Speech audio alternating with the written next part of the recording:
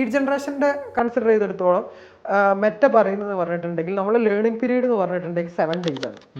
ഈ 7 daysന്റെ അകത്ത് 50 optimisation events ആണ്. എന്ത് ഒപ്റ്റിമൈസേഷൻ ഇവന്റിനാണോ നമ്മൾ ഒപ്റ്റിമൈസ് ചെയ്യുന്നത് അതിന്റെ 50 ഒപ്റ്റിമൈസേഷൻ ഇവന്റ് ആണ് നടക്കേണ്ടത്. അപ്പം 7 daysന്റെ ഉള്ളിൽ നമുക്ക് 50 ലീഡ്സ് അവിടെ ജനറേറ്റ് ചെയ്താലാണ് അവിടെ ആ ലേണിംഗ് ഫേസിൽ നമ്മുടെ ക്യാമ്പയിൻ അവിടെ എക്സിറ്റ് ആവും.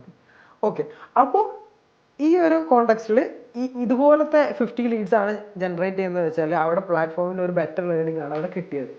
മാക്സിമം ലീഡ്സ് ജനറേറ്റ് ചെയ്യുന്നതിന് പകരം ക്വാളിഫൈഡ് ആയിട്ടുള്ള ലീഡ്സ് ജനറേറ്റ് ചെയ്യാം. ലേണിംഗ് പീരീഡിൽ ക്വാളിഫൈഡ് ആയിട്ടുള്ള ലീഡ്സ് ജനറേറ്റ് ചെയ്ത് കഴിഞ്ഞാൽ ഈ ലേണിംഗ് ഫേസിൽ എപ്പോഴും മേ ബി ചിലപ്പം പെർ ലീഡിലൊക്കെ ഭയങ്കര ഫ്ലക്ച്വേഷൻസ് ഉണ്ടാവും.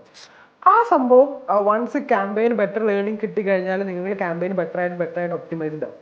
അതിനനുസരിച്ച് അവിടെ നമ്മളെ ലീഡ് കോസ്റ്റ്, അതായത് ഇപ്പം 50 ലീഡ്സ് അവിടെ ജനറേറ്റ് ചെയ്തു. ഇത് ഏത് ബിഹേവിയറിലെ ലീഡ്സ് ആണ് ജനറേറ്റ് ചെയ്തത് പ്ലാറ്റ്ഫോം ഓട്ടോമാറ്റിക്കലി ഒരു അനാലിസിസ് നടത്തിയിട്ട് അതിന്റെ ഇനി ആ ഒരു ഓഡിയൻസിന്റെ ഒരു ലുക്കലേക്ക് പോലത്തെ ഒരു ഓഡിയൻസിനാണ് നിങ്ങളെ ആഡ് പിന്നെയും കാണിക്കാനുള്ള ചാൻസ് വരുന്നത്. അങ്ങനെ കാണുമ്പോൾ ബെറ്റർ ലേണിംഗ് കിട്ടുന്നതിനനുസരിച്ച് നിങ്ങളെ ലീഡ് കോസ്റ്റ് അവിടെ കുറഞ്ഞു വരികയാണ് ചെയ്യുന്നത്. അപ്പം പിന്നെ ഈ പറഞ്ഞ പോലെ ഈ മറ്റേ ബംഗാളി ലീഡ്സ് ഒക്കെ ഒരുവിധം വരെ ഒഴിവാക്കാൻ പറ്റും.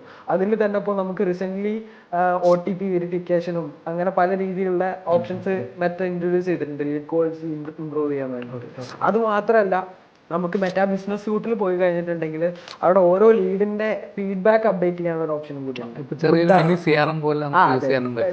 കൈൻഡ് ഓഫ് CRM എന്നുള്ള രീതിയിൽ. അപ്പം ഒരു ഗുഡ് ആണോ ബാഡ് ആണോ എന്നൊക്കെയുള്ള രീതിയിൽ അപ്ഡേറ്റ് ചെയ്തിട്ടുണ്ട്. പ്ലാറ്റ്ഫോമിന് മനസ്സിലാവും, അതായത് ഈ ജനറേറ്റ് ചെയ്തതിൽ ഇന്ന ലീഡ്സ് ആണ് ഗുഡ്, ഇന്ന ലീഡ്സ് ആണ് ബാഡ്.